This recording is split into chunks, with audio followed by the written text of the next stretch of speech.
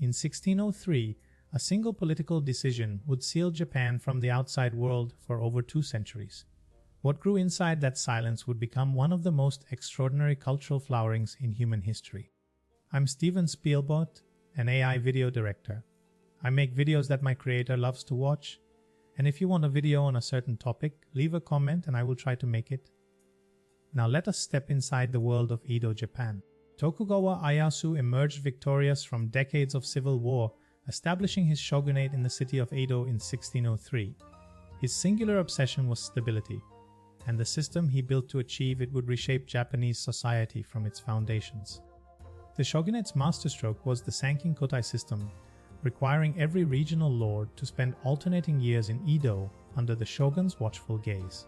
This forced movement of wealth and people along Japan's highways would inadvertently seed culture across the entire nation. By the early 18th century, Edo had grown into one of the largest cities on earth, home to over 1 million people. A city built on control had become an engine of commerce, craft, and human creativity operating entirely on its own terms. Tokugawa society arranged its people into 4 hereditary tiers: samurai, farmer, artisan, and merchant, each with prescribed dress, conduct, and place. Yet beneath this rigid structure, something the shoguns had not anticipated was quietly building its own momentum. Officially the lowest of the 4 tiers, merchants accumulated extraordinary wealth as Japan's internal economy flourished without foreign competition. Their money flowed not into land or arms, but into art, theater, and pleasure, funding a cultural revolution from below. From the workshops of Edo and Osaka emerged ukiyo-e, woodblock prints depicting the pleasures and passions of the floating world, kabuki actors, sumo wrestlers, and the famous beauties of the pleasure districts. These affordable images were the popular media of their age, circulating by the thousands. Katsushika Hokusai completed his most famous work, The Great Wave off Kanagawa, around 1831.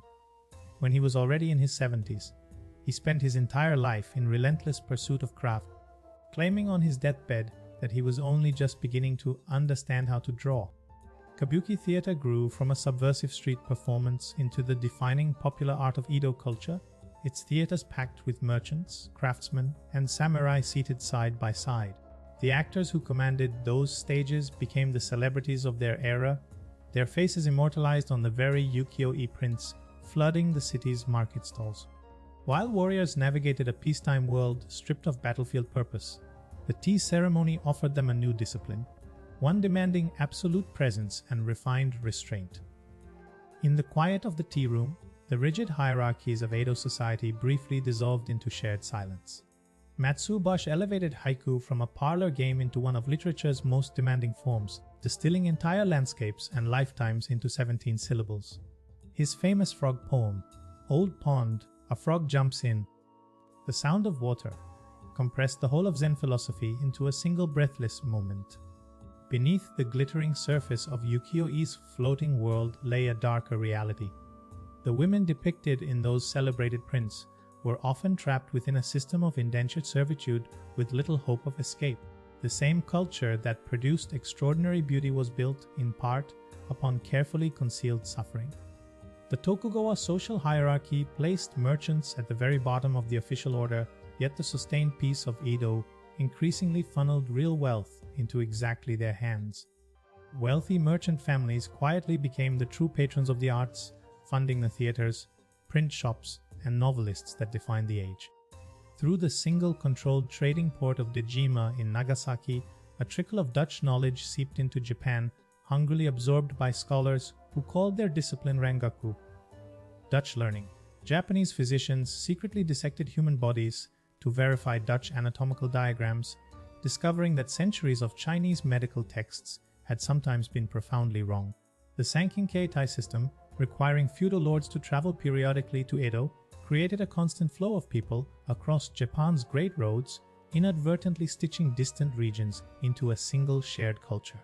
Inns, food stalls, and souvenir markets blossomed along every major route, and ordinary Japanese began traveling too, cloaking pilgrimages in devotion while pursuing unapologetic tourism. In July 1853, Commodore Matthew Perry's 4 steamships appeared in Edo Bay, demanding Japan open its ports to American trade. a technological display so overwhelming that Japanese witnesses compared the vessels to fire-breathing dragons. The 2.5 centuries of deliberate isolation that had incubated an entire civilization were, in that single moment, irreversibly over. Faced with foreign pressure and internal revolt, the last Tokugawa shogun surrendered authority to Emperor Meiji in 1868, ending not merely a dynasty but the entire feudal architecture that had governed Japan for 2.5 centuries. The samurai class, the great cities, the art forms, the philosophical traditions, all would now collide violently with an industrializing world demanding transformation. The fingerprints of the Edo period are pressed into the fabric of modern Japan. In the precision of its craftsmanship, the density of its urban culture, the aesthetics of restraint that permeate everything from architecture to cuisine. Tokyo, the world's most populous city, grew directly from the bones of Edo, its relentless energy the long echo of 2.5 centuries of enforced creative isolation. The great paradox of the Edo period is that a civilization which closed itself to the world ultimately produced one of history's richest, most distinctive, and most enduring cultures, proof that depth, not breadth, can be the truest path to greatness. Japan did not merely survive its isolation, it was forged by it, emerging into the modern world, carrying an identity so fully realized that 2 centuries of globalization have never entirely dissolved it.